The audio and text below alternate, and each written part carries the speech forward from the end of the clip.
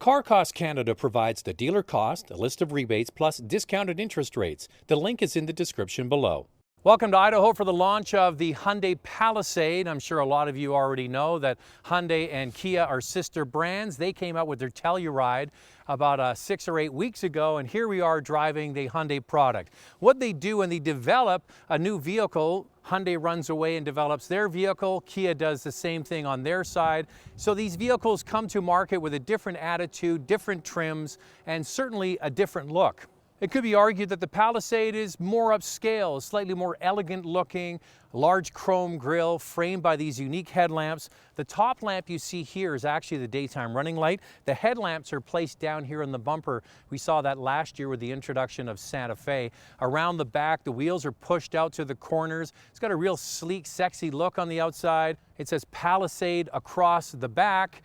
And it has a look that represents maybe more value than you're expecting for the price tag. One thing on both vehicles, they have the dual exhaust off to one side. A lot of people commented on the Kia that there's only one exhaust outlet there on one side. A lot of people would like to see that balanced on either side. Wheel sizes start at 18 inches. The majority of these Palisades will be sold with the 20-inch wheels. LED headlamps are available, but only on the top trim for the Canadian marketplace. So the wheelbase is the same, the platform's the same, the engine and transmission, it's how they put it together that makes each product unique. Let's get inside, go for the drive, and I'll point out the differences.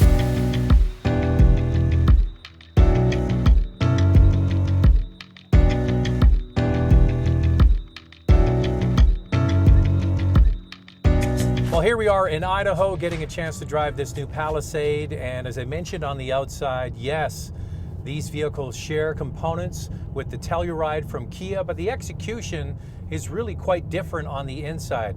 Now, what they've tried to go for with their styling on the inside is kind of like this luxury yacht, this naval kind of feel.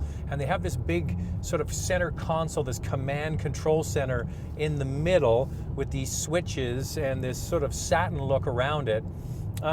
It's different. It is quite different than what they did over at Kia.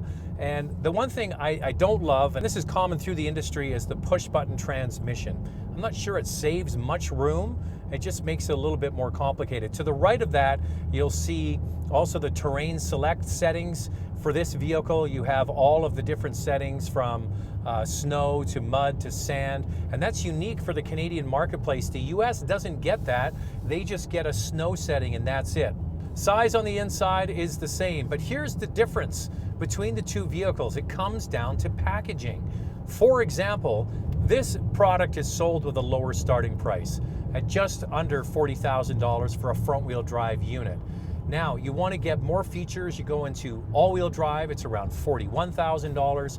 And over at Kia, they will sell you a Telluride with the big 10.25-inch screen that's in the center of the dash here as their base unit, and it comes with standard navigation. In this Palisade, you have to go up to the $50,000 unit to get that same screen. For some people, that will be a deal breaker. For others, they couldn't really care less. So the base screen is 8 inches. If you want to go up to this larger screen, it's 10.25, and that's $50,000. I think that's something they could work on. Another one where I think that the Kia gang has maybe leapfrogged the Hyundai is the wireless charging. Is standard on the Telluride, available on every trim, and it's only on the Palisade top trim that you get the wireless charging. Now, the opposite is true when you look at this digital instrument cluster. This is the 12.3-inch instrument cluster that's on this top trim of Palisade, isn't available over on the Telluride. So they're trying to come up with this happy medium between the two different brands. One is being executed more as a premium sort of luxury feel with that yacht sort of infused interior. It kind of goes with the upscale looking styling on the outside compared to maybe the more rustic and rugged looking Telluride. So that's really for you to decide which one appeals to you. There will be people that think this is the best looking one and people who think that Kia's is the best looking one. Size on the inside is the same for both products, but it's also available with a power third row seat, so you can fold down those rear seats at the very back with just the touch of a button. This Palisade can be equipped for seating for 8 passengers as standard equipment, or the second row can be equipped as captain's chairs. The power third row is unique to Palisade. It's not offered on the Kia product. Plus, this system even releases the second row automatically. Speaking of the second row, there is a one-touch release for access for passengers to get into the third row. Cargo space behind that third row is typical in this class. There's storage under the floor. The Palisade cabin comes with 7 USB ports, however, none of them are USB-C. The head unit comes with standard Apple CarPlay and Android Auto. Heated front seats and steering wheel are standard, but the Palisade can be equipped with leather seats, heated and cooled front and second row seats. One area that the Kia product has an advantage over this Telluride is LED headlamps and tail lamps. They're offered on the Palisade, but only on the top trim. Now, most vehicles in this class use roughly a 3.5-liter V6. Now, what they've decided to do is go with a larger displacement V6 running on the Atkinson cycle, 3.8 liters with 291 horsepower and an 8-speed automatic transmission. It has done an admirable job today. It's not going to set the world on fire by any means. It's going to be a good companion for everyday situations, and it's not a performance vehicle, it's a family vehicle. Is it adequate? Yes. Will there be some people who wish they'd had more power? Yes, but the majority of people are going to be happy with this.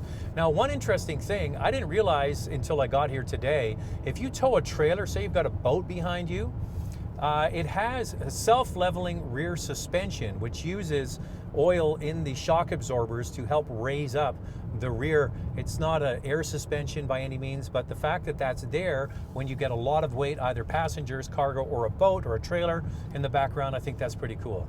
Now, speaking of suspension, I think this, now I haven't driven it back to back with the Telluride, but the impression I'm getting driving here today from memory, it's only about 6 weeks ago I drove that product, is this feels a little bit softer. And I think it's what they're trying to accomplish and differentiate between the two brands. As I mentioned a moment ago, one is sportier, one is a little bit more upscale, and it kind of plays into that. This is a relaxed, quiet, and smooth place to be. You wouldn't know with that bit of background noise. We're kind of going over quite uneven pavement here just now. But yeah, it's very quiet and very smooth, and it really plays into that. And as I mentioned, the engine isn't a performance engine by any means, but it's going to do the job for the people that buy it. One thing I think is really cool is in the center of the digital instrument cluster, when you turn the right or left signal on, there's a camera under each mirror, and it gets projected onto the screen. So this is on the top trim, and one down from the top gets you the camera, and when you put the signal on, it's projected onto there. Now, you're not going to use that for, you know, instead of a shoulder checker looking out the side. I think it's going to be particularly good if you're in the city, if there's a bicycle or something there, you're going to be able to see that. It's a really high definition screen. So I think that's a great thing that they've introduced, and it's not on every trim, but if you can afford it, I think you would really enjoy it. One feature that is fantastic is the almost fully autonomous cruise control system. When set, the power, braking, and steering are fully automatic. This system is highly precise and keeps the Palisade in the center of the lane without ping-ponging back and forth between the lines. The driver needs to keep their hands on the wheel, but having tested the limits of this system, it will let the driver take their hands off the wheel for up to 2 minutes. It's nice to know that the driver can take their hands and eyes off the wheel and look for something inside the cabin for a short period of time. The Palisade needs to be equipped with navigation for this system to work. The Palisade returns good fuel economy for such a large 3-row utility. It's rated at 12.3 liters per 100 kilometers in the city and 9.6 on the highway. That's 19 miles per gallon city and 26 on the highway. So what Hyundai's done is they've offered a price point car in the Canadian market, under $40,000 with front-wheel drive. The vast majority are going to transact with the first all-wheel drive around $41,000, and if you want to get one with more features in it, right around that $45,000 mark, which is where Kia starts with their product. The thing is with that Kia, I think they've done a better job of equipping their entry-level grade.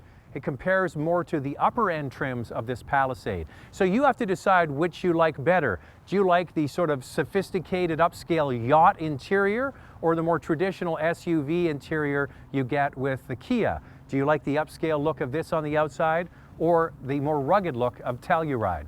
It's good that they're not just cutting and pasting from one brand to the other. There it is, the all-new Hyundai Palisade. Car Cost Canada provides the dealer cost, a list of rebates, plus discounted interest rates. The link is in the description below.